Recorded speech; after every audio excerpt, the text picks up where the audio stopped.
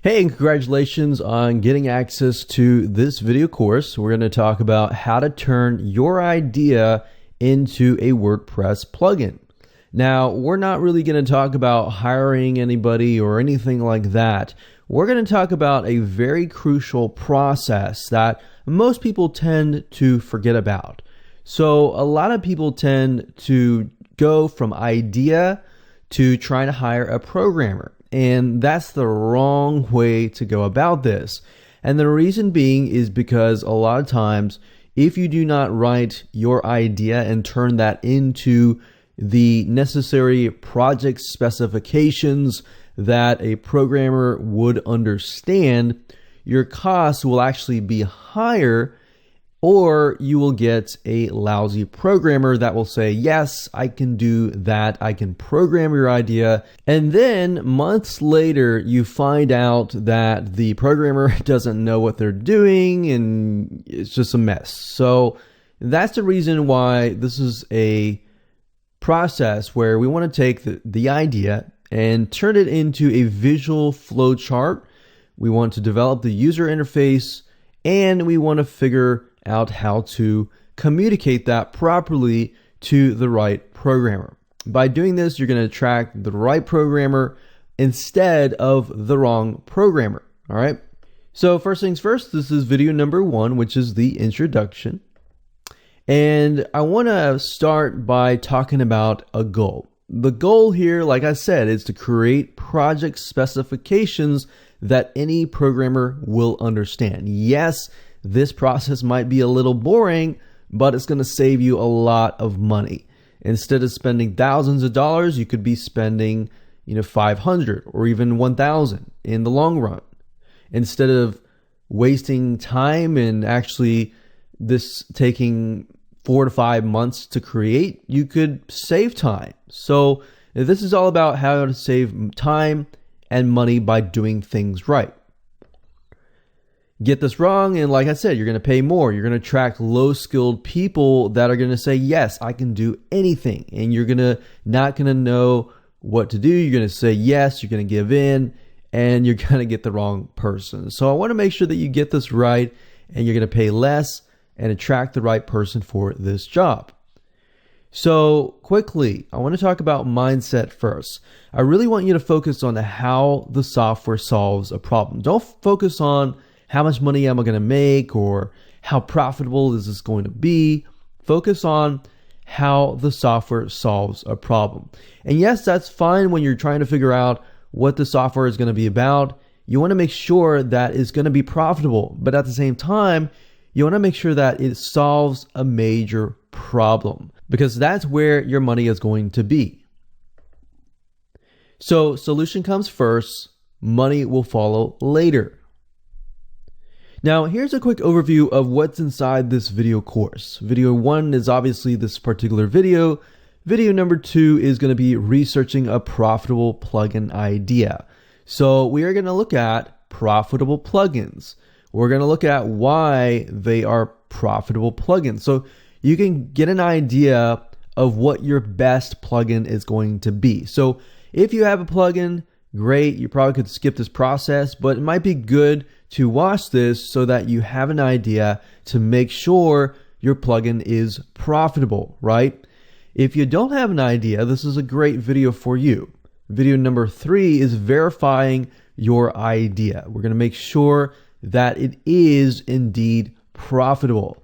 Video number 4, we're going to talk about digging deeper. We want to analyze the situation so that we make sure that we are doing our due diligence. Video number 5 is determining what the software does, which is a crucial part. This is pretty much a make it or break it, because this is the reason why somebody is going to buy your plugin. Video number 6 is list to flow. We're going to take the list that we created in the previous video, and we're going to map it out by creating a flow chart. And the reason being is because you want to see it text-wise in a list, you want to see it visually, and you want to see the user interface, which is video number 7. Video number 8 is writing your specifications. So basically the whole goal of this video course is to get to this point. And of course, last but not least, once you have your project WordPress plugin specification in hand, we move on to finding programmers in video 9. Now, I'm not really going to dive too much into this. I really want to focus on how to find the right programmer, what characteristics you should look for. I'm not really going to go to a site and show you how necessarily to hire somebody. That might be a topic for a different day. But what's crucial is what most people forget about is how do you find the right programmer? What to look for in a programmer. So that way you can create the right job post wherever you decide to go. Now let's talk about what you need to get started. Obviously, you're not going to need to have a lot of tools for this particular practice and process, but you're going to need a way to map things out, whether it be a flowchart system or a mind mapping software. We recommend Lucidchart, which is what we're going to be using. However, if you want to use a mind mapping software like Xmind or even a paper, if you are organized, that's fine. But we highly recommend Lucidchart just because it's really, really easy to map things out. And you'll see what I mean when I actually jump right in. And of course, you're going to need to have an open mind. A lot of people come into this thinking that they know a lot, or thinking that, oh, I've got this idea, I just want to jump straight in. No, none of that. You really have to come here with an open mind and with the thought process that, okay, profitability aside, money aside, let's focus on what problem that we are solving. Don't bring any assumptions, because assumptions are very dangerous and they actually get us in trouble because we think we have an idea of how things work. So I want you to come here with an open mind, with the assumption that everything is being start from scratch. All right, so ready? Let's go. Okay, so welcome back. This is video number 2, and we are going to talk about researching profitable plugin ideas. So don't worry about anything else except for getting an idea of what's out there and different ideas that you could potentially create. Now, obviously, if you already have a plugin in mind, you probably could skip this video, but it's a good video to watch just in case you decide to have another idea in the future. So let's do some quick research to show you what plugins are in demand by looking at what we call consumer demand. And that's really what drives whether or not your plugin is going to be profitable or not, whether or not there is a need out there. So there are two ways of doing this. Either there are many plugins out there already and you can look at them and look what's wrong with them and see what people are saying and improve on that, which is actually the easiest way to go about doing this and can be very profitable. Or you can develop your brand new idea. Plugin doesn't exist or anything like that. But with that, it's a little bit more time to try to figure out consumer demand, but there are ways of going about doing that. So consumer demand is really, really important here. So I really want to drive that home. All great WordPress plugins are born out of problems that people are facing. So if this is a problem that you're facing, that's great. Then you can associate with that. You know exactly how that feels. If this is a problem that you do not face, but you can research it and figure out how people are feeling about it, what people are doing about it to solve that issue, and how your WordPress plugin can speed the process up, then that's a good thing as well. But you really want to get into the brain of the consumer. So let me go ahead and show you how to find consumer demand through the use of free keyword tools and how to start with Google and research from that point on. Now, before I jump in and start talking about consumer demand or anything like that, I want to talk briefly about what you should be looking for as you're looking for the consumer demand. Now, obviously, when it comes to any type of software or WordPress plugin, what you're trying to look for is you're trying to find some sort of tedious process that takes time, and it's a very manual process. So what I mean by that is something that somebody actually does either on their computer or wherever else, and it's just taking a lot of time. And you have to speed that process up. And they're willing to pay for the ability to speed that process up. All right, so if you look at most WordPress plugins, they basically speed a process up, or they help you in some sort of way. They basically take some process that could take anywhere from a couple hours to a couple days or even a couple weeks, and it speeds the whole process up, thereby saving you time.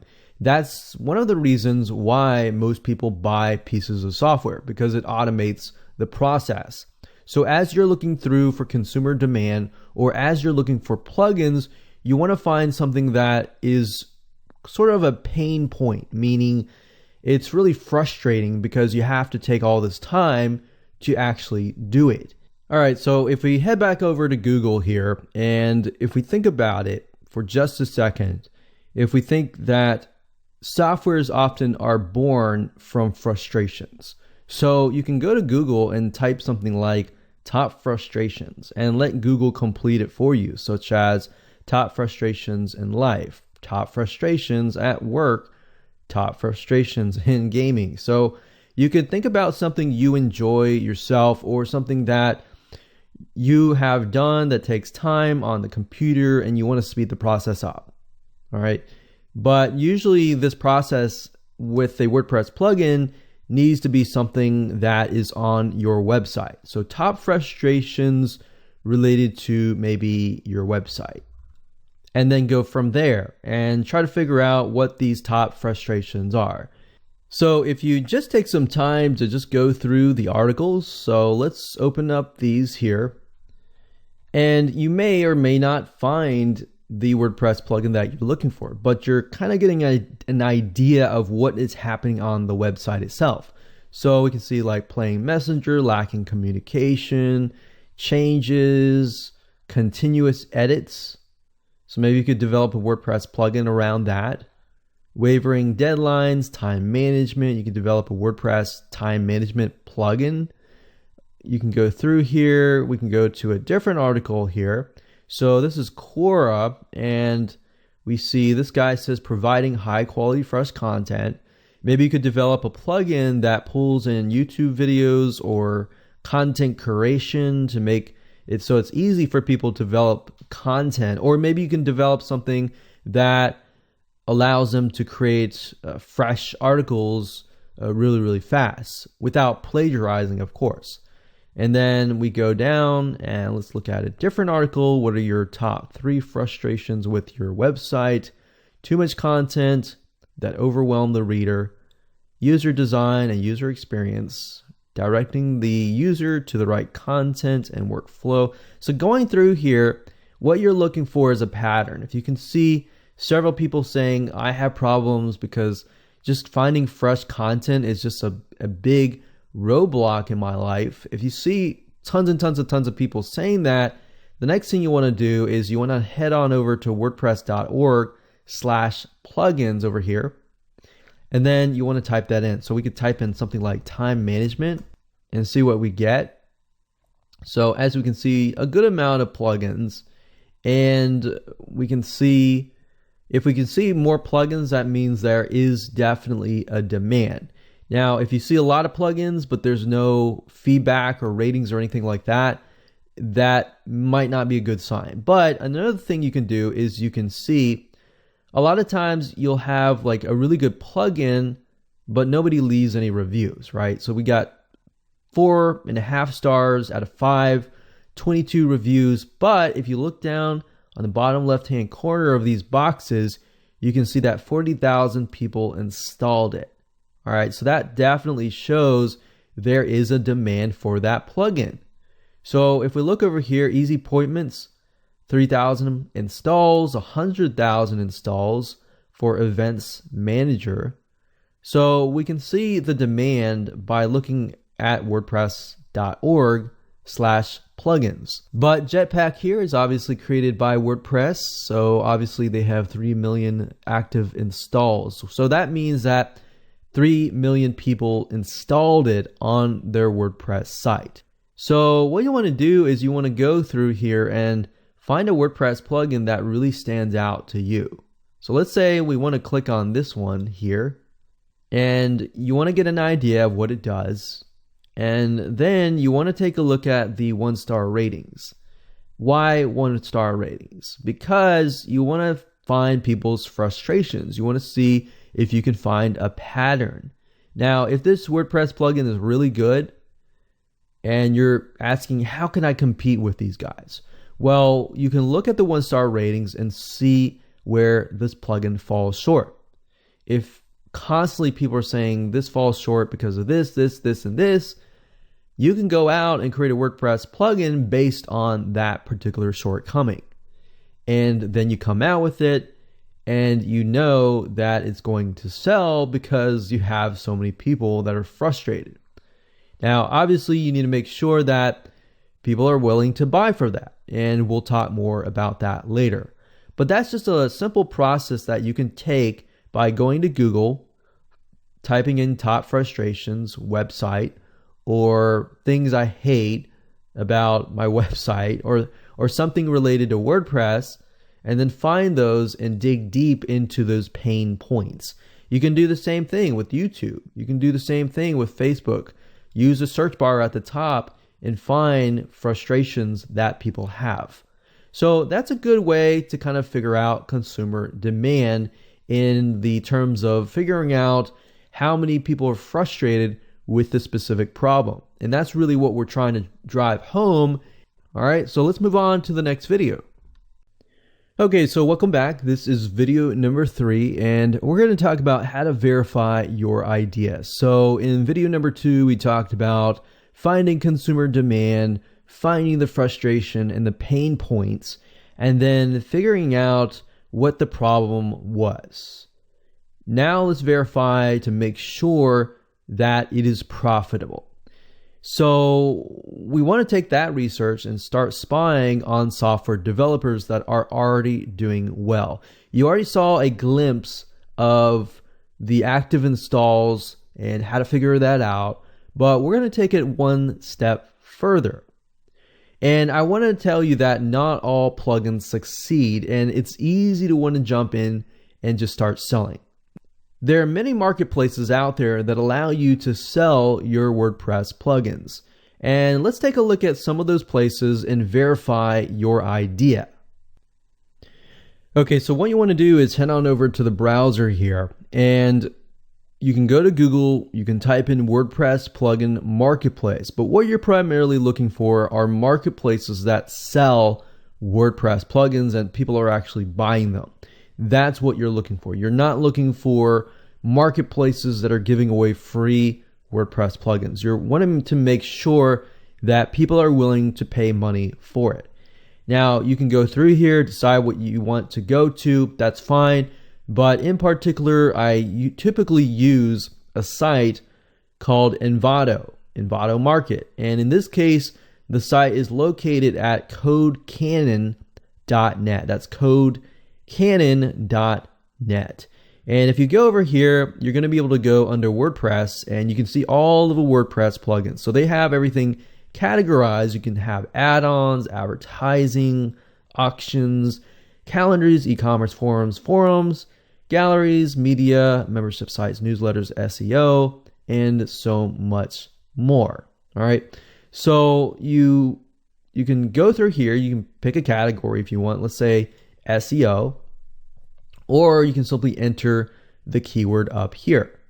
So if we chose SEO, we can see that there are 65 WordPress SEO plugins. Now, how do we know if it's going to sell or not? All right. So one good indication is with CodeCannon at least, and this might be different with other marketplaces, but you can actually see the amount of sales that they are making. So you can see, for example, this plugin only has 3 sales and is $18. This one's $12, has 4 sales. This one has 29 sales. Now you can filter things out and find ones that are getting the highest ratings, for example, 4 stars and above. So we can see that here. And we can look at the ones that are the top sellers. So we can see this one has about 6,400 sales. This one has 3,700 sales. We can see this one is a kind of a content curator. So this one creates articles. So remember, we looked at the frustration that a lot of people had was, number one, creating content. So we can see that this is definitely matches that research. So we can see that people are willing to pay money for an article rewriter. And this also has really good star ratings, which is a good indication. Now, if we take a look at it, like we said earlier, we can look at the comments, look at the reviews, look at the negative reviews, and get an idea of what people are saying that they're frustrated with in terms of this plugin. And you could go along and make it better. So that's one way of doing it. But I'm just verifying that indeed what we looked at earlier was profitable. All right, so that's a good indication that people are actually buying. All right, so next thing, we could type in time management, which is something that we had searched for previously. Now, when I type this in, if you look to the left, you'll see that it's looking for time management, but also WordPress SEO. So I don't need the WordPress SEO, but I am still looking for top sellers, 4 stars or more, and newest items. So maybe not newest items. I'm just looking for a good indication that something is selling. So time management, we see 9 here that fit that criteria. We can see there's a booking system. For appointment booking, we see there is a freelance, looks like a CRM, content relationship management tool. We can see there's timetable for responsive scheduling. Let's look down here. So as far as time management, it looks like it's just these two here, the booking system and this one here. And we can see that definitely there's a big demand. There's 6,000 sales for that. And there's 4,000 sales with here. So just go here and type the keyword in here and go through the same process that I went through to figure out, is my idea selling? If your idea is not selling, that doesn't mean that it's not going to sell. It just means that it's going to take a longer period of time to have to educate people about the plugin. All right. So now the worst thing that you can do is to go into a market, develop an idea that there's no demand for the market. And if it's a good idea and you really feel like this is something, I've done the consumer demand, it shows there, but nobody's selling this WordPress plugin, then you might be the first person who's actually selling this plugin. And that's not a bad thing. It just means that nobody has paved the way, and you're going to have to pave the way. So you're going to have to educate the market, which can take years. So realistically, it can take several years before you actually start making income, because you're spending all that time trying to educate the market, if that makes sense.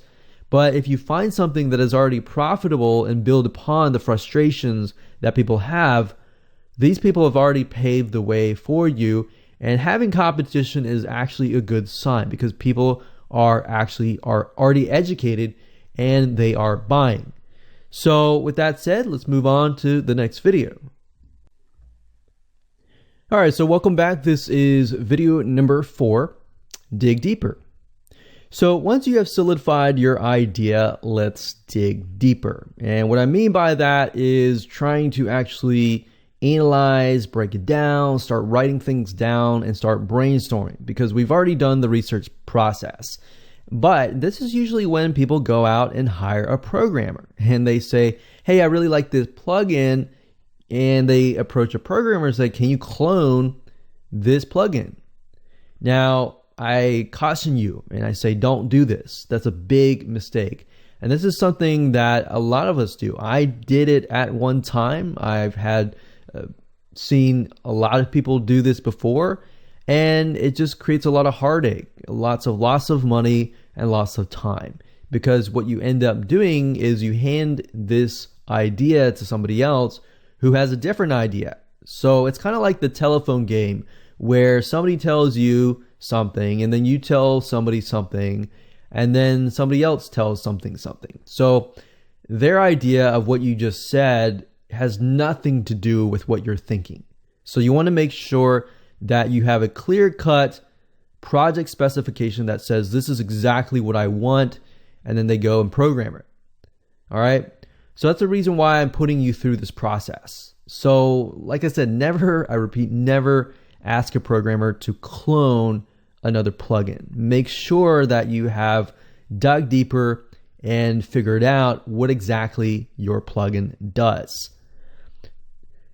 And it's okay. You want to figure out what the plugin should do, what your competitors aren't doing, and then making it better. So we talked briefly about this in the previous videos, but I really want to drive it home and I really want you to put it on paper. So that's why I am repeating a few things.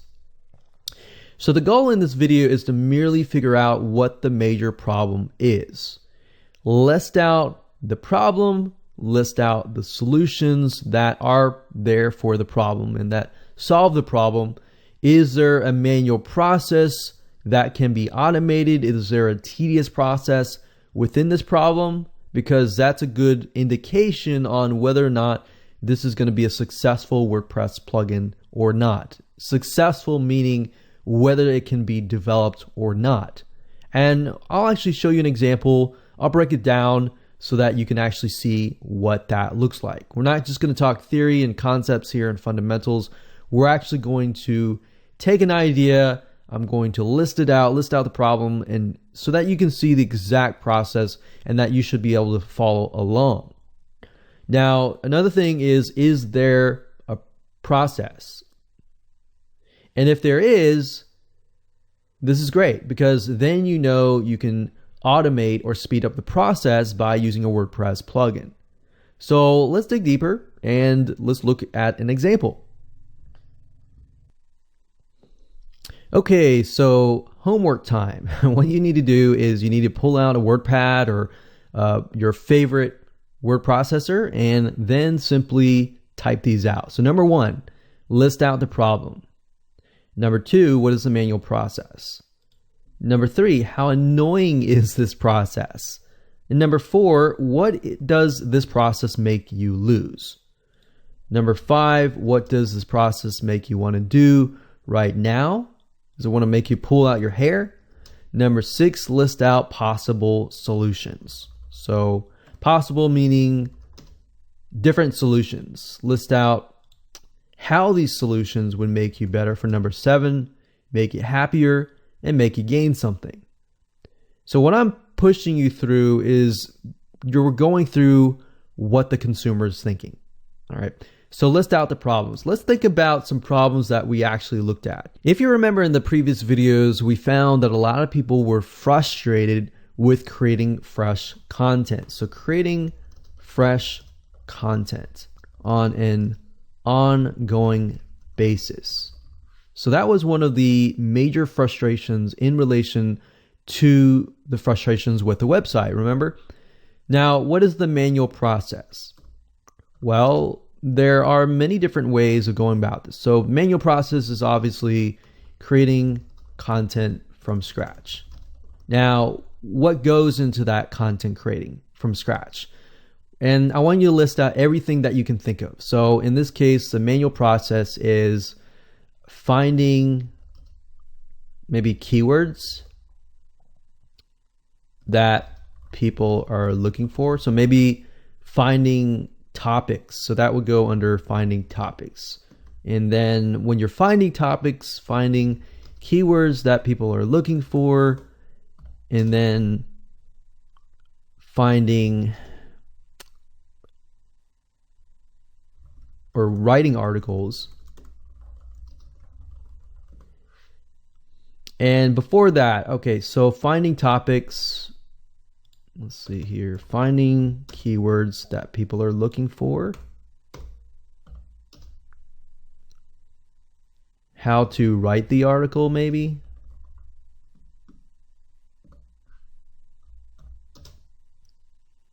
And not just finding keywords, but maybe finding key points within that specific content piece. How to write the article, writing it well, grammar.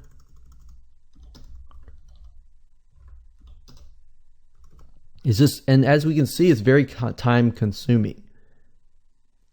Finding topics, and not just finding topics, but finding topics that are hot or in demand.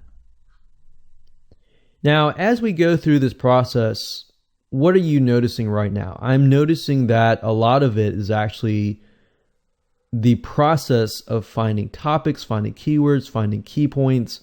That process seems to be the most tedious process. So by doing this allows you to see where the frustration point is. So it's not necessarily writing the article. Writing the article might be easier because you can always outsource that and you can find somebody to write the article. But finding the topics, finding the keywords, finding the key points, making sure that article is actually interesting, that seems to be the hardest part. So what if we created a plugin that will go out and find content that is hot, demand, and all that? All right. So let's move through here. How annoying is this process? Very time consuming. If you think about just through that one process, doing all that research and all that can take hours. So what does this process make you lose? I lose hours that could be spent on other things. And that's just one article. Very time consuming.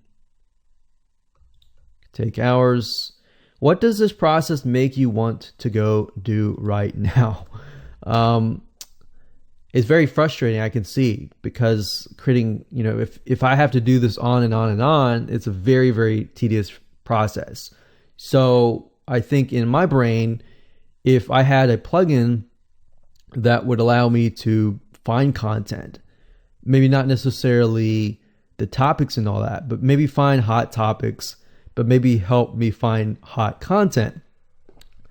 And let's see, what does this process make you want to do right now? So makes me want to scream or walk away from the computer and go do something else. All right. So obviously different people is going to be different, but you're thinking about your prospect too. It probably makes them want to scream. It probably makes them want to walk away and go do something else. And that's not productive. So what are kind of possible solutions that we can take? So possible solutions are that they have a WordPress plugin that creates or finds hot topics, keywords, key points. And the question is, how are we going to create the content? Well, there are several different ways in creating content. You can either do content curation, which basically means getting topics and actual content from somebody else and posting it on your site and maybe responding to that content. So that's content curation. Or you can create content from scratch. Now, like we saw earlier, the tedious process seems to be this right here, because you can always hire somebody to create the content as long as you have this information. Or you can have a system that will find hot topics and hot keywords and key points and all that and curate the content. Now, we need to figure out, what do we want to do? And you have to be very, very specific as much as possible. Remember, the plugin that we saw earlier was a plugin at Envato, code canon.net. It was a plugin that basically allowed you to create articles. So create content from scratch. So you could do that. or you could just do content curation. Now, if you create content from scratch, obviously that's going to be very, very tedious. I'm going to tell you right now that unless you're a very highly technical person, and if you're a newbie especially or intermediate, this is going to be very hard to do. So what you might want to do is you might even want to go further and go on freelancing sites and pay somebody to consult with. So pay a programmer to consult with to try to figure out how hard potentially would it be to do this or do this. So let's do content curation. And I think content curation is super hot. That's what a lot of people are doing. And not just everyone is doing it, but it works.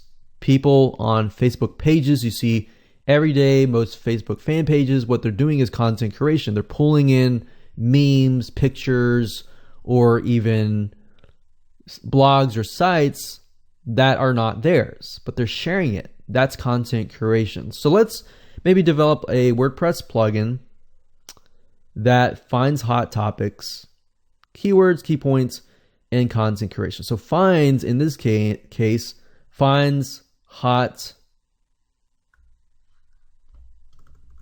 content that is curated from other people's sites. All right. So list out how these solutions would make your life better. If you had a WordPress plugin that would allow you to go out, find hot content, not just any content, but hot content that is curated from other people's sites. How would make you feel? I would save lots of hours of time, make me happier, gain confidence to focus on my WordPress blog or site. Okay, so essentially what you've just done right now is you figured out what the pain points are. So you can use this later on to create the marketing material for your product. But while doing so, we figured out creating fresh content is on an ongoing basis is the major problem. And then the possible solution is this one here. So this is actually what you really want. So we're going to bold that right here. And I'm going to copy this down here. So the problem and the solution, that's all we want. So the problem's here.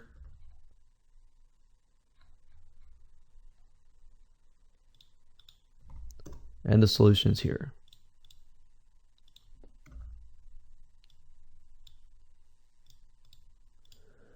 So creating the fresh content on an ongoing basis, our solution is to find hot content that is curated from other people's sites. So in the next video, when we dig even further and we actually create a list, we want to break this down, all right? So that said, let's move on to the next video. Okay, so welcome to video number 5. Let's determine what the software does. So once you figured out what the big problem is going to solve, it's time to figure out how it will do it in more detail. So in the previous video, we figured out what the solution was, basically how frustrated your consumer would be with the problem and how happy they would be with the problem solved. So now we need to dig deeper further and create what we call a to-do list. And if you've created grocery lists, to-do lists, then creating software specifications is actually very, very similar. And it's actually a very easy thing to do once you have figured out what kind of problem it'll solve and how it will go about doing that. And that's what we're going to do in this particular video. Now, the way to create software is to create a sequential and logical flow. So it's not going to be just a randomized grocery list. It's going to be a sequential logical flow. So whatever you do in the beginning is going to impact the end. And it'll make more sense in just a second. So in other words, if let's say, for example, if a user clicks a button, you're going to write down what happens. If the user takes a specific action, then what happens? If the user does not take that action, then what happens? So you're really going to have to figure out basically all the steps of the process. And then what happens if this happened, then this happened. If this does not happen, then this does not happen. Or if this does not happen, what happens? So it's kind of like the if and else statements. It's a logical, if this happens, then that happens. So it's kind of like a cause and effect, essentially.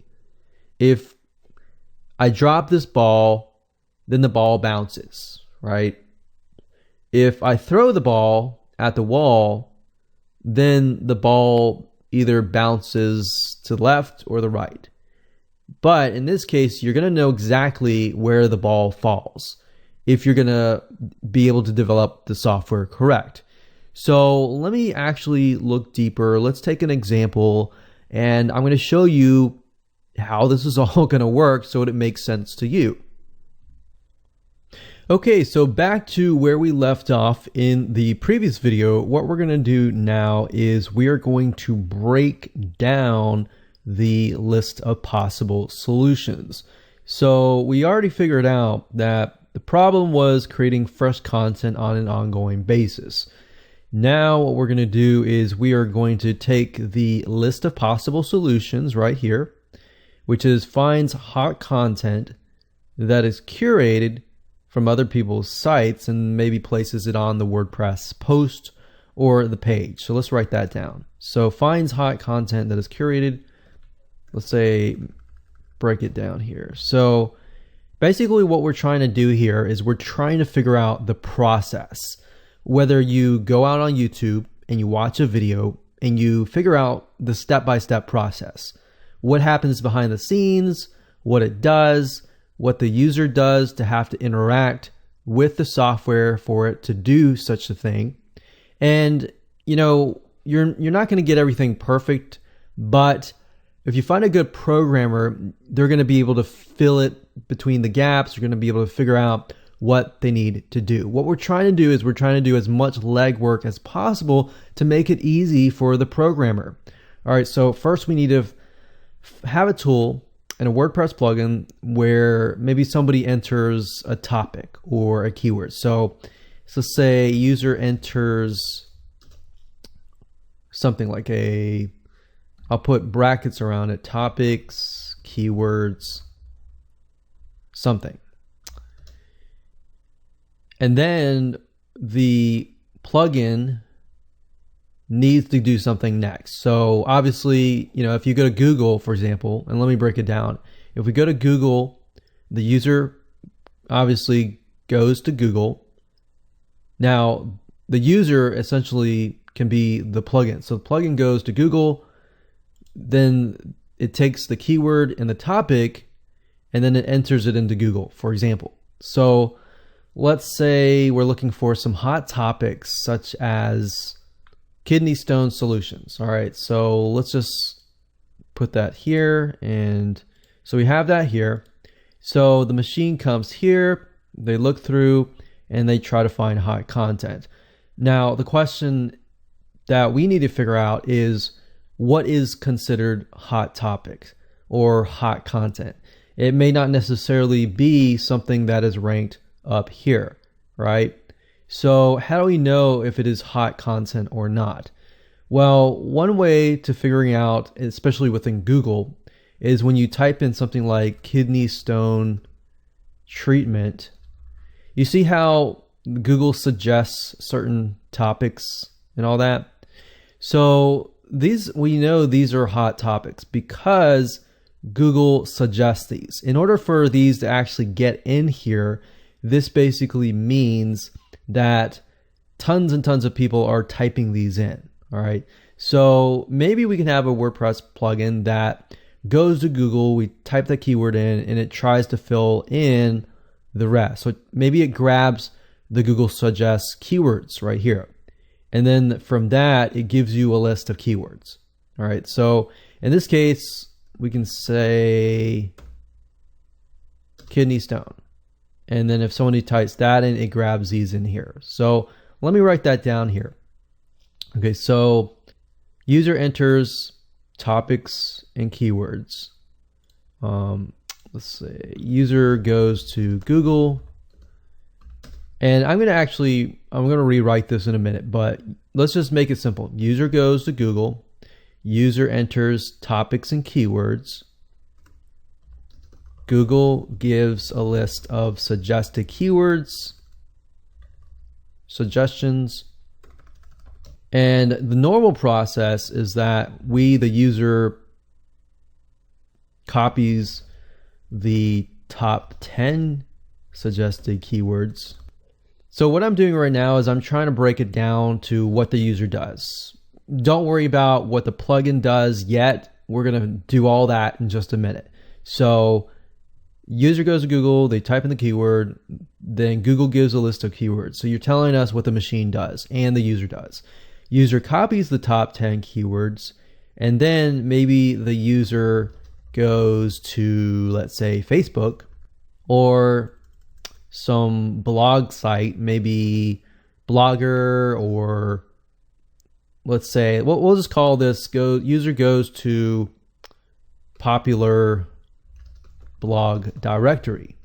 User then types in the top 10 suggested keywords, and then user finds hot content. And normally the user would link hot content to the blog. And that's basically the process of finding hot content. So that's the process right here. It's a step-by-step process. See, it's kind of like a grocery list, but it's kind of not in a certain way. It's a sequential, logical, step-by-step process. So if you think about something easier, like baking a cake. So if you look at a recipe, you see that the recipe tells you step by step what you need to do. So you need to gather the items. Typically you need to preheat the oven, and then you need to mix in the dry materials before you mix in the eggs and all of that. So there's actually a process to all of this, right? And that's what you're really trying to figure out, is the whole process. Don't worry about the if and else statements yet. Let's just get this done. Okay, so the next thing I normally do is I take this information here, and I'm going to leave that up at the top, but I'm going to make a brand new copy and paste here. So you see everything from here to here. And we'll call this WordPress plugin versus the user.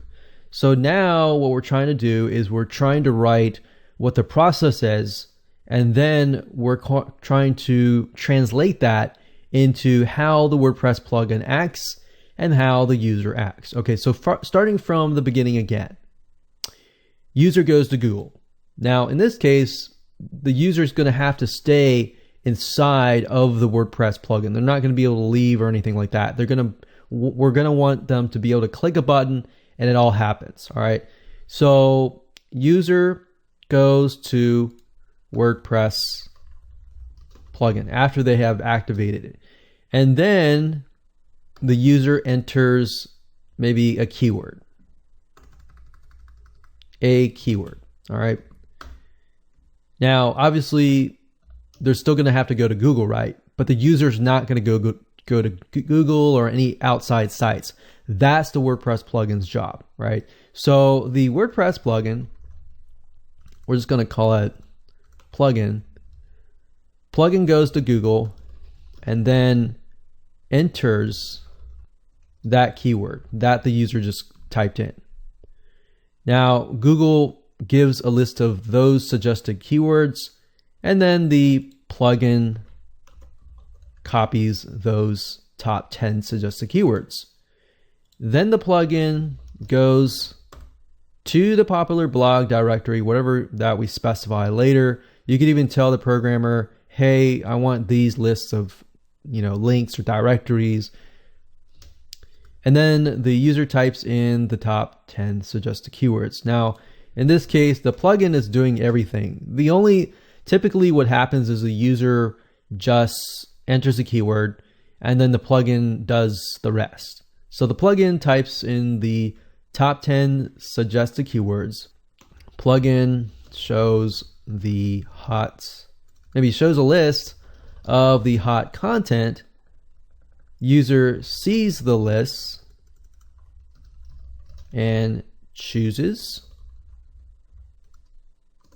Then the plugin copies a link of the hot content to the WordPress blog.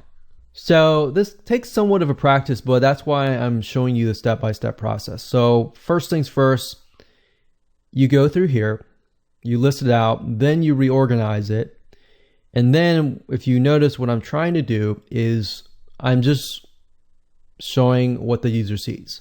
So the user goes to the WordPress plugin, they enter a keyword, but then when it times to go outside, the plugin goes and does the rest, and then it pretty much finds the content for us. So really what the user only sees in this case is they're seeing the WordPress plugin, they enter the keyword, they click enter, and then as they're waiting, the plugin shows the hot content and they immediately see the hot content, because a human ultimately is going to have to decide what content is best for them. Now you could make it automated if you want, and you say plugin sees a list of content and then chooses it based on certain criteria, and then it spits it out. It's all automatic. You can do that. But at the end of the day, you have to pick and choose what is the user going to do as a human, and then what does the plugin do as a machine, and how smart should that machine be. So pretty much that's it. Now we could go further and we could do if and else statements. So we can go back here and say if the user goes, well, obviously the user is going to go to the plugin. So if we go down here, it says user enters keyword. We could say if the user enters a keyword, do this. Now, obviously, if the user does not enter a keyword, nothing happens. So we don't need that. But if there was a different path or a different option, we could do that as well. So if a user enters a keyword, then we take them on a progression. And I'll show you more about that in the visual map later. But we can say if that happens, then the plugin does this, then this, then this, then this, then this, and then this.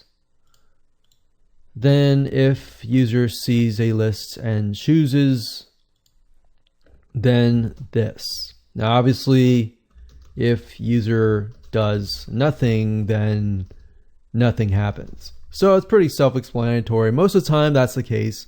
So we're pretty much done now. That's all we need to do. And if this seems a little complicated, I'm just going to say and put it out there that this does take time. You need to get a hang of it. You could even go about going out and just writing things that you normally do day to day, like brushing your teeth and all of that, and try to get a hang of it first before you actually move forward with this process. It does take time because I am trying to teach you from a programmer to a newbie. So it does take time. So don't worry if you don't get it right the first time, but I'm going to show you how to turn this into a map in the next video. Okay, so welcome to video number 6. We're going to talk about list to flow. Once you've created your step-by-step sequential and logical to-do list, you're going to need to turn it into a visual flow chart that makes sense, because this is what's going to help you and the programmer understand how all the missing pieces or pieces of the puzzle flow together.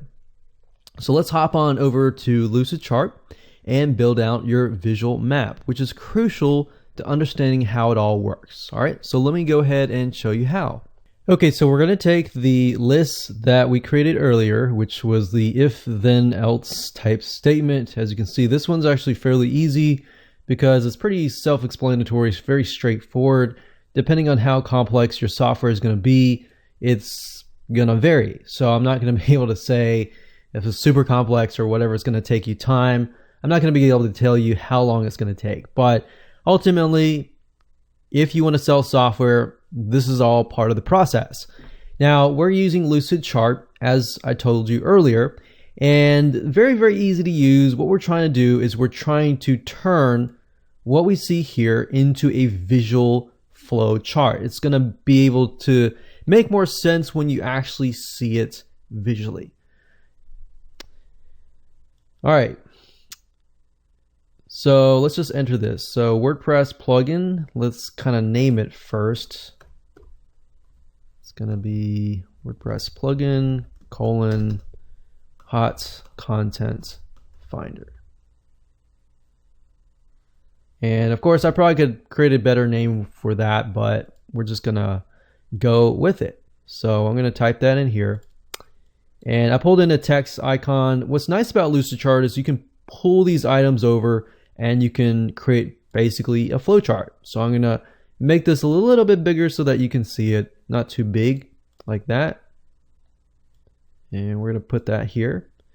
And the next thing we want to do is the user goes to the WordPress plugin. All right. So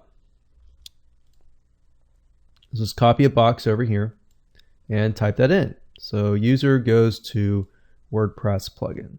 Or what we could do is we could make a user. We could, let's see, I don't know if there's any icons for people in here, but let's see. I'll just make this user, all caps, like that. So what's nice about this is everything is organized. Everything looks nice, and that's what you're trying to do. So WordPress plugin. So user comes here, and what do they see next? They see maybe the settings or something, like some sort of settings or search form.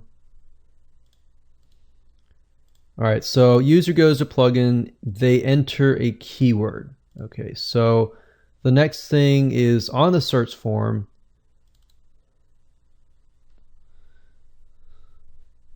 they can enter keyword.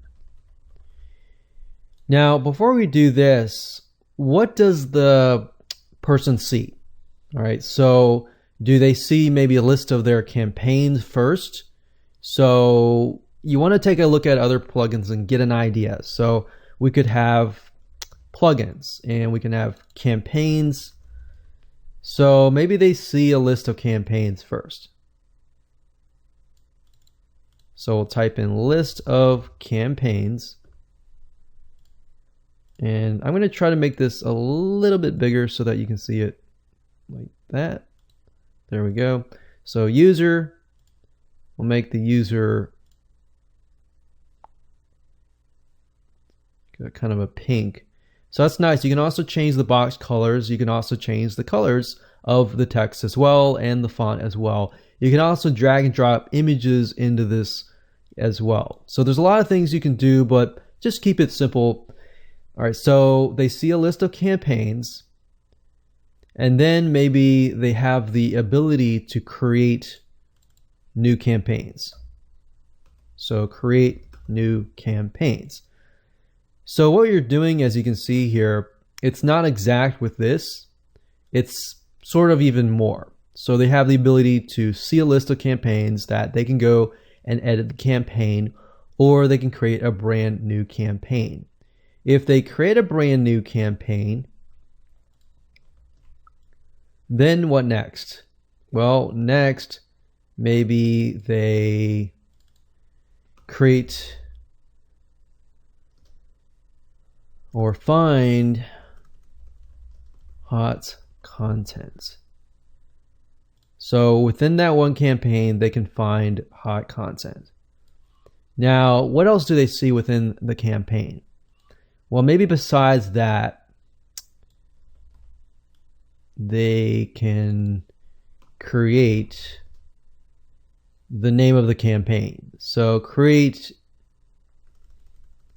they name the campaign. All right, so maybe that's what they see first, and then they find hot content. But what do they need to do to find hot content? Well, if we refer back to here, it says if user enters a keyword. So name the campaign, find the hot content, which consists of enter a keyword. All right, so move it here. And then what's next here is then the plugin goes to Google, enters a keyword. So this is all the user needs to do. So maybe what I need to do is I need to color code it. So since the user is kind of a pinkish, maybe I'll make it a green, light green. What I'm going to do is anytime the user does something or sees something, it's going to be green. If the WordPress plugin does something, let's say we're going to make it like a light blue. All right. So the user sees the list of campaigns. That's part of the plugin itself.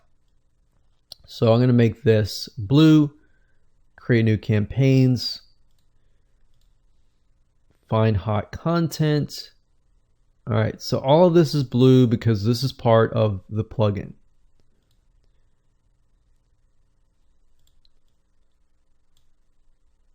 So maybe what I'll do is I'm going to color code it. So green means user, blue means WordPress plugin, and we'll call this user interface.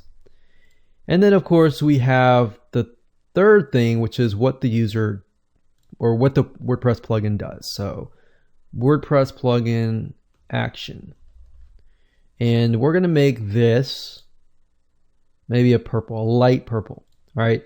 So that way, every time we see green, it's something that the user does. Every time we see blue, it's what we see as the user interface in the WordPress plugin. And then if the WordPress plugin has to go to Google or anything like that, it's an action. So we see that as purple. All right. So this is our color coded so that we can read it better. So we'll put this here. All right. So enter keyword. That's definitely a green. So that's the user. And as you're going through the process, this process might be somewhat boring, but hey, you know what? This is going to make your life a lot easier when you actually develop the software. All right, so enter a keyword, then what? All right, so then the plugin goes to Google. So remember, this is the action for the plugin. So I'm going to copy that. So what I'm doing is I'm copying this and then I'm pasting it. But I'm using my shortcut keys, so I'm using Control-C and Control-V, like that. So now what I need to do is drag this down here. We don't need this. We're going to put this here. And then next we have the plugin goes to Google and enters a keyword. So goes to Google and enters user keyword. All right, so we're going to link that there. Then what? Well, then Google gives a list of suggested keywords. So obviously that's not the action of anything. So I'm going to, we'll make this white and say Google shows a list of suggested keywords. So that's what happens next. So I'm going to make we're just basically connecting the dots. So I'm connecting it from here to here. That's why you see the arrow going forward. Once it gives a list of the suggested keywords, then the plugin copies the top 10 suggested keywords. So going back here, we're going to copy this, paste that. I'm going to drag it over here. And then drag it here, like so. And then grabs top 10 hot. Let's see. Okay, so the plugin grabs the top 10 suggested keywords. Okay, that's what we want. Keywords. Okay, so next, we're almost done. So then the plugin goes to the popular blog directory. So we copy that over here, align it so everything's good. Connect this little dot over to here. And then the plugin goes to X blog directory. You could tell the programmer I want a list that I constantly update of the hottest blog directories, or you could have it just go to one. But that can be elaborated further later on.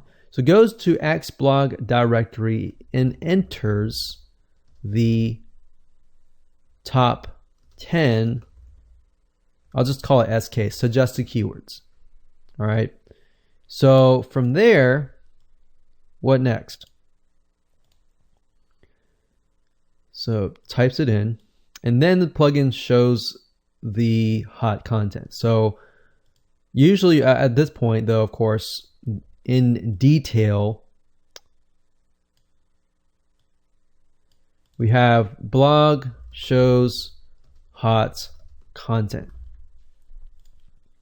So at this point, the WordPress plugin is going to grab the hot content and display it to the user. Now, of course, this is where the user comes in, right? So the user sees the list and chooses. So next, I'm going to put it here.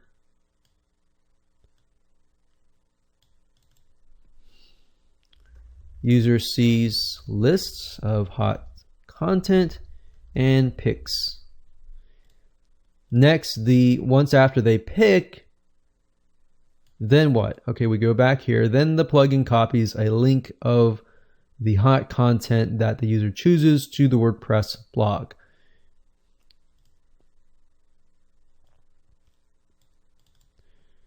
So copies or adds link to WordPress post or page.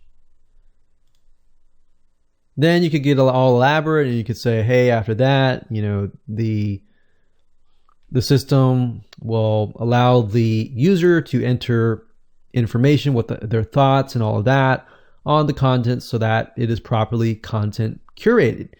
So that's it. That's pretty much all you have to do. And this is what I would do. And at this point, you have this in hand. You have this in hand so the programmer can literally see what's happening all throughout. And then after that, what we need to do is we need to, of course, build out the user interface. So we kind of got a glimpse here. So if we go back here, we can see the user interface right here, right? So we've already done a lot of the legwork. All we have to do is use a graphic program to kind of design what each of these look like. All right. So with that said, I'll see you in the next video. Hello and welcome to video number 7, and we're going to talk about user interface design. So once you have a visual flow chart or map of what your software will do, it's time to work on the user interface, which is what the user is going to see. So the flow chart really was for you to understand and for the programmer to understand, but the user interface is also for the programmer, and so that you have an idea of how things are going to be laid out and all of that. So creating this along with the flow chart will allow you to connect the visual dots, thus creating better specifications for the programmer to understand. So to do this, you're going to need to have an image editor or other tools. So with that said, let me go ahead and show you how.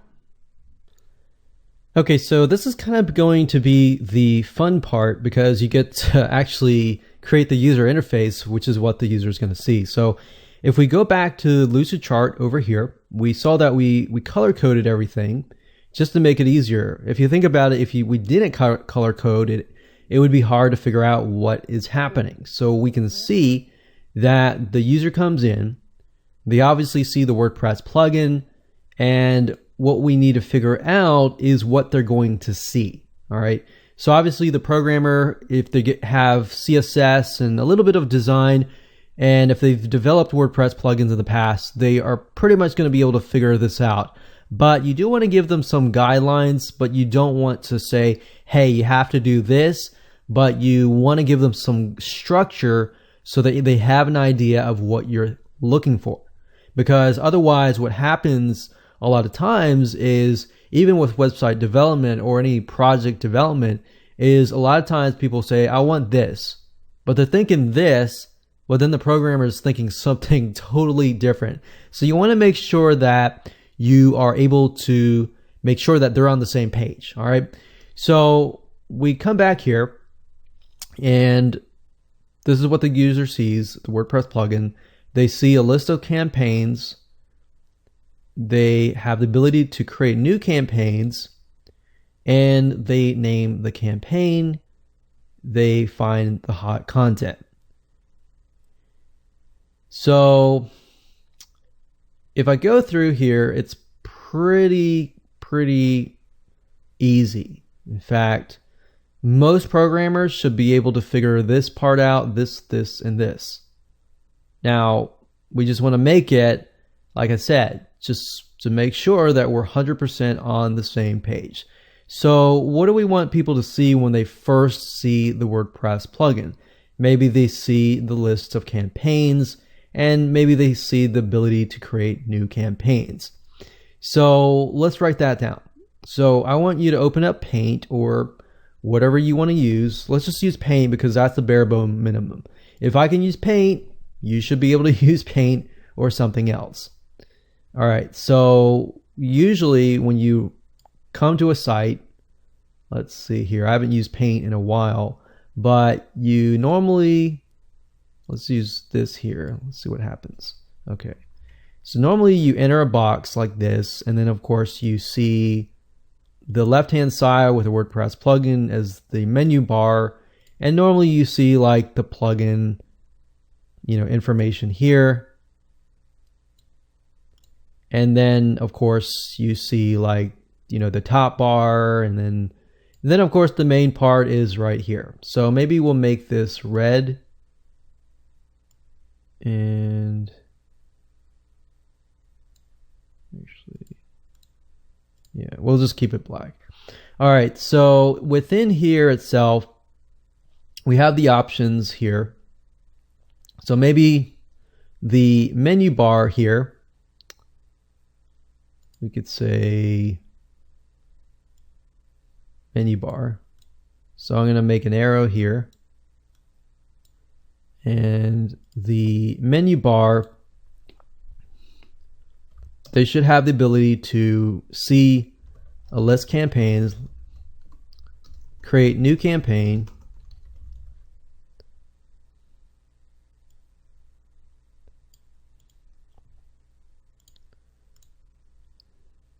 and don't worry if you can't figure it out, or you're like, okay, how's this whole process going to work? Do I need to create a short code? Do I need to do this? Don't worry about it. I would allow the programmer to do that, but you're just trying to get an idea for yourself what you're expecting. But over here we can see list campaigns. Maybe they see the name of plugin, and then inside here we have, let's say they click here. Let's see here. Let's say the welcome screen, you have a welcome screen. So welcome screen, and depends on you what you want to put on the welcome screen, that's fine. But let's say that they have the option to choose the list campaigns, create new campaign over here. So that's going to be a totally different screen. Next, so let's see what we're going to do here.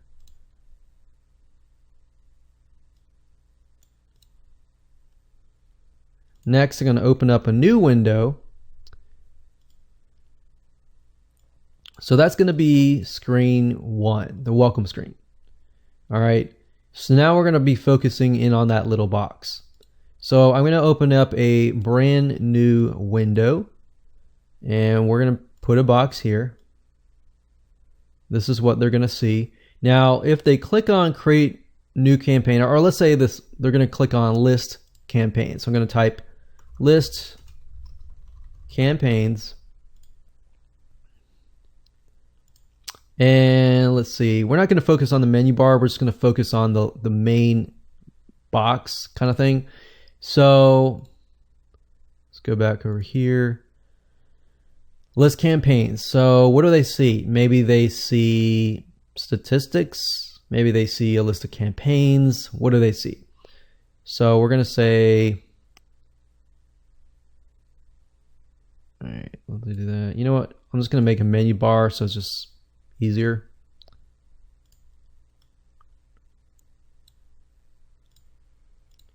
Here they see campaign 1, campaign 2, campaign 3, campaign 4, and they should have the ability to edit each campaign. So that should be that, and then let's type in paint again. Now all these are easy, but when it comes to actually implementing the other parts, let's see, so that's easy. List campaigns, create new campaign, and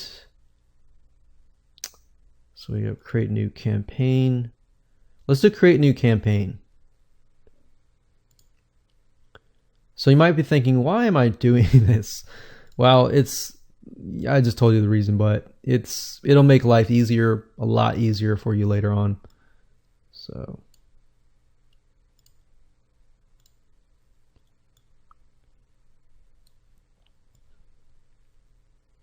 all right, so create campaigns. This part's going to be a little bit more elaborate. Create campaign. So maybe there's a box for, let's see, campaign name. Let's see, what else here? We don't need that for now.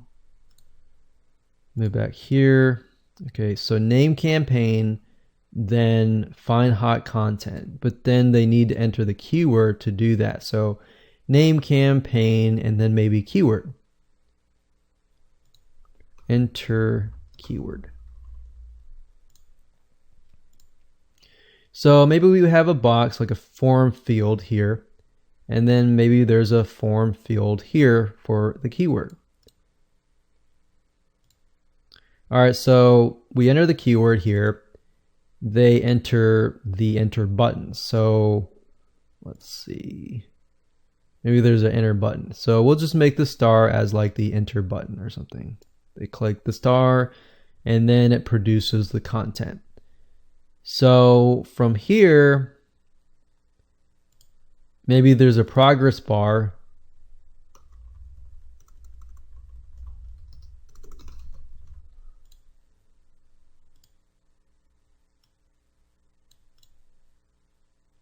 And the progress bar is here. It moves around like, oops,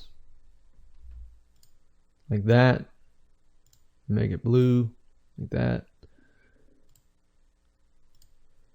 So as we're waiting, the progress bar is there because it does take time to go out and scrape content. So maybe the progress bar is good, so it just makes the user think that it's actually collecting data. So you do that, and then after that, we go back over here. Then it goes to Google, enters the keyword. So now this is what the user sees, right? This is all the background. So user doesn't even see what's going on here. All right. So because we know it's green and blue, we can skip all the way to the green. So next, the user sees a list of hot topics and picks. So maybe after that, we could say, here's the list right here.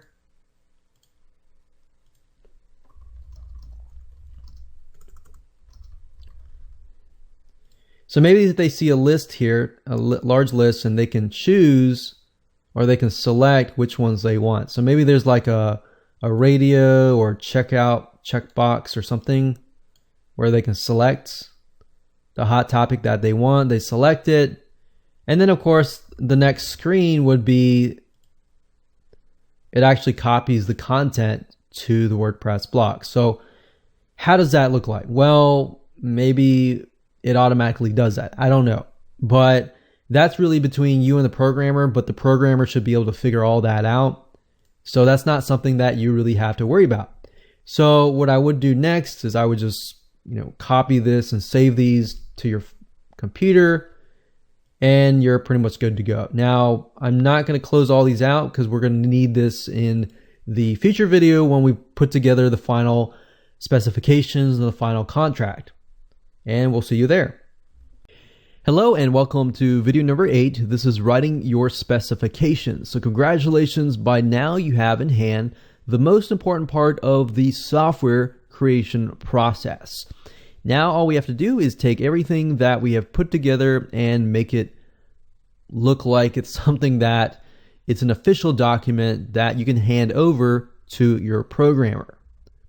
Now this is a very, very important part, because if you get this part wrong, your programmer will charge you more money to decipher what you want. So what we talked about in the previous video about the telephone game, where if you tell somebody, they tell somebody, and they tell somebody. Even if it's 3 people, by the time it gets to the third person, it's totally different. So that's why you want to make sure that you have something in a written document, which essentially is your contract. And your contract between you and the programmer, because if your programmer turns around and says, no, that's going to cost more money, or I can't do that because this is not what we talked about, this is going to cost more money, cost more time, you're just going to have to go along with it if you don't have a written contract. So this is your contract, and I'm going to show you how to finalize the document. Okay, so what I need to do is simply grab all the images. So I need to grab this right here, which is the flow chart. I need to grab all 3 of these user interface designs that I created. And of course, I need to grab this here. Now, as far as the pictures go, what I like to use is I like to use a program called Snagit. There are many different programs out there. Basically, what you want to do is you want to grab this image and put it into a document. And in this case, we're going to be using Word. Now, if you're using a Mac computer, you can simply click, I believe it's like Shift something 4, and then you can grab the image. But if you're using a PC like me, you're going to need to have a program that actually grabs the screens. So I went ahead and did this for this one, and this one. And with Lucidchart, what's nice about it is you can save it and publish it as a PNG, a PDF file, whatever you want to. But I went ahead and did that for this. And as you can see here, this is the flowchart here. We have the screenshots for the welcome screen, the list campaign screen, and of course, let's see, we didn't have this one here. So I'll need to go ahead and do that right here. So we grab that there. So we grab that, and there we go. So this is right here. So we're good to go right there. And then of course we have the actual information. So I'm going to go ahead and copy this,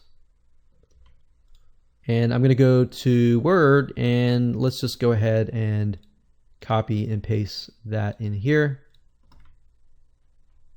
Now I want everything to be uniform and look nice, so I'm going to maybe size it down. WordPress plugin hot content finder, specifications. And specifications is just a fancy name of a document that contains information for telling the programmer what to do. All right, so this is a step-by-step process. We can say step-by-step process outline. And then below that, we want to have the flowchart. And I'm going to go ahead and just copy this, which is right here, and paste it here.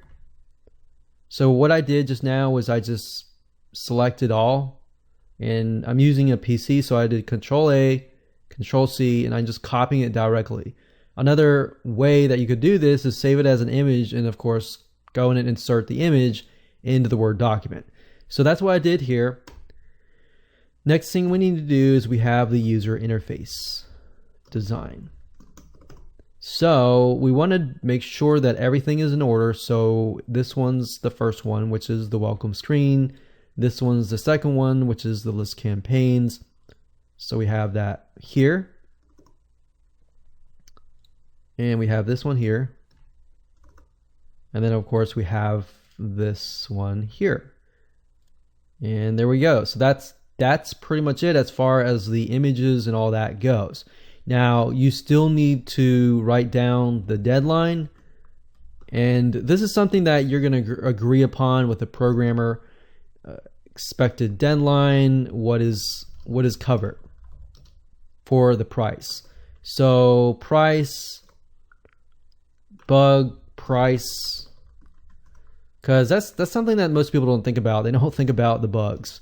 And every program is going to have bugs. Even the best of best programmers, you're going to run into bugs. That's just something normal. I mean, if you think about, even Facebook has bugs all the time, and they're very obvious bugs. So even the biggest multi-million-dollar companies have bugs. So you just got to price it in there and figure out what the price is and negotiate. Is the bugs included in the price, or is it an hourly wage or whatever?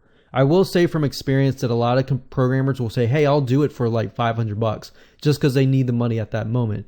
But then when time comes around, they realize, oops, I need more money. So you want to make sure that you negotiate everything up front first before you get started. So expected deadline, the price, but are the bugs included in the price, or is it hourly? What is it? So basically, what is covered? And you want to give all this information down here. And anything else that you can think of, any concerns, any questions, you need to talk to the programmer first. Don't go on Upwork or anything like that and just pick somebody. Make sure you do your due diligence. Get on the phone, get on Skype, talk to them. Make sure before you invest all that money, because software development is a good amount of money. And especially if you want a good plugin that is dynamic. So what I showed you down here though is, and I won't confuse you further, but Google, whenever you create scraping programs, if you decide to go with this, Google does not like to be scraped. So your programmer and you will need to figure out a way around that, which is normally by using proxies. And proxies cost money. The more users you have, the more proxies you will have, and that's something to think about. But obviously, that's why I'm saying don't worry about it right now. When you talk to your programmer, they're going to be able to help you with all that information. All right, so once you're done with that, turn it into a PDF file, and you are good to go. Okay, so now that we are pretty much done, this is kind of a bonus, but in video number 9, I want to talk about finding programmers. I'm not talking specifically about going out and finding a programmer, but I'm talking about what kind of characteristics and traits that you should be looking for within a WordPress plugin programmer, because not all programmers are going to be the same. One programmer may be knowledgeable in one area, but unless they're really knowledgeable in WordPress plugin and they've created WordPress plugins before, then you're going to want somebody who is, their skill set is that, and not somebody who is really, really strong in a different area. You want somebody who essentially is specialized in this area. All right. Now, a good WordPress programmer is going to need to be well versed in PHP.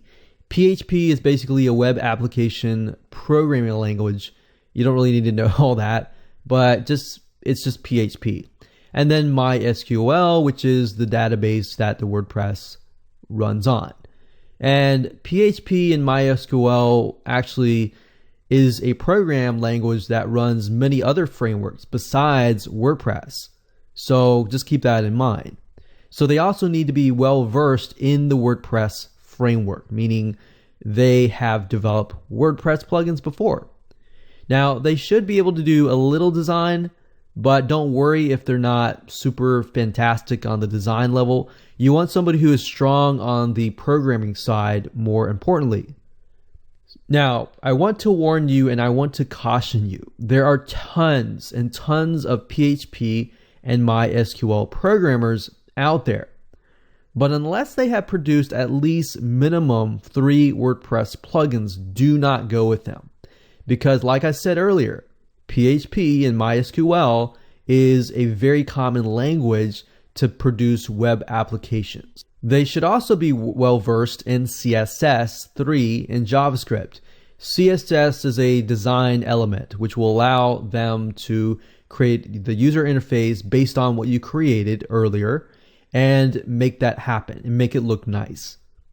They should also be able to read someone else's code. What I found over the years when hiring people was that most programmers want to create a plugin from scratch. And while that is great and fine and dandy, you want somebody to have the ability to read somebody else's code. And what I mean by that is, let's say you give somebody a plugin. Let's say you find a WordPress plugin from another programmer. You buy the rights for that plugin and you want to make it better. If you find a programmer that wants to create it from scratch, that's not good. You want to find a programmer who can read somebody else's code to make it better. So there are many different approaches that you can take. You can either develop the plugin from scratch, and that's fine, or you can buy out a WordPress plugin that might not be doing as well and then make it better, but you want to find a good programmer. A good programmer is just that, somebody who can actually read somebody else's code. If not, then they are probably newbies. And that doesn't necessarily mean they are all newbies, but it's better to find somebody who can read somebody else's code. So whatever site you can use Upwork.com, you can use Elance.com, which I believe now is actually Upwork.com. There are other sites out there. Whatever site that you decide to use to hire your programmer, do not hire anyone who doesn't have good feedback. So you obviously need to do your due diligence, look at their profile, make sure they have really good comments, make sure that they are actually developed plugins in the past. And most of that is pretty self-explanatory. Make sure you do your due diligence. Now, another thing that I recommend that you do is it's better to work with individuals and not agencies. Because when you have problems or bugs that arise, you want to have a dedicated programmer that you work one-on-one. A lot of times when you work with agencies, they will give you someone to develop your plugin, but then when you have problems, they'll give you somebody else. And it just creates a very major headache and hassle that you just don't need to deal with. So that's my recommendation to you. Hire individuals that you can work one-on-one, or individuals that you might be able to partner with and develop the plugin. So you might be the business side and the marketing side. You can partner with somebody to develop the WordPress plugin and give them a cut, like a 50% cut or whatever percentage that you decide to give. But at the end of the day, individuals are just easier to work with. And you want to think long-term as well. You will want to budget the initial costs and the long-term costs. Now, what do I mean by that? This is what usually happens. If a programmer bids, let's say, $600 to develop your plugin, know that in reality that it actually costs 2 times. So normally it would cost $1,200 over time to fix bugs. Yes, it might be $600 for the initial, but there are going to be bugs and it's going to take time. Also, if they say like, oh, it's going to take 2 months. Normally, yes, it might take 2 months for them, but there are bugs and they're going to have to work with you to make it work. So normally I double that or even triple that amount. Sometimes it takes 4 months. Sometimes it takes triple the amount, which is 6 months. So just keep that in mind as far as budgeting goes. Most of the time, if you even see somebody that says, oh, I can do this in a week, or I can do this in 2 weeks, unless their feedback says that, I would be very, very skeptical of that. I've seen some programmers, and I've hired some programmers in the past that can do it in 2 weeks, but realistically, after fixing bugs and all that, it's usually 2 or 3 months later. Very, very rarely have I seen people do it overnight. Now, like I said, Upwork.com is a good site to go to and find programmers. And always ask to see previous WordPress plugins. Make sure that they have developed programs before and plugins before. And another little tip is make sure that they all look the same or perform the same way. So what you're looking for are patterns. I've already taught you how to find patterns in consumer demand. But if you want to figure out if somebody's legit or not, look at their plugins, see if they have a style, because everybody has a style. If you look at an artist, they all have a specific style. If you look the way you work, you have a specific style. And if they all perform within a specific style, meaning maybe they look very, very similar or they perform very similar, that's a good indication that they actually developed that program. Now, obviously, feedback is very important. That's a good indication as well if they actually know what they're doing. So at the end of the day, what I'm just saying is do your due diligence. And because the reality is that some people plagiarize, some people copy other people's plugins, and that's a great way to detect. In this day and age, I've seen so many people pretend to be programmers and copy other people's plugins just to get by. And then you realize later that you've paid this person and they've taken code from somebody else. So another thing you want to make sure to say is all of your code needs to be original. You cannot plagiarize or copy anybody else's code. All right. So with that said, congratulations again. You've reached the end of this video course. Make sure you go back, watch the videos, and make sure you actually implement everything that I've taught you to turn your idea, to design it, and now once you're done, you can give it to your programmer.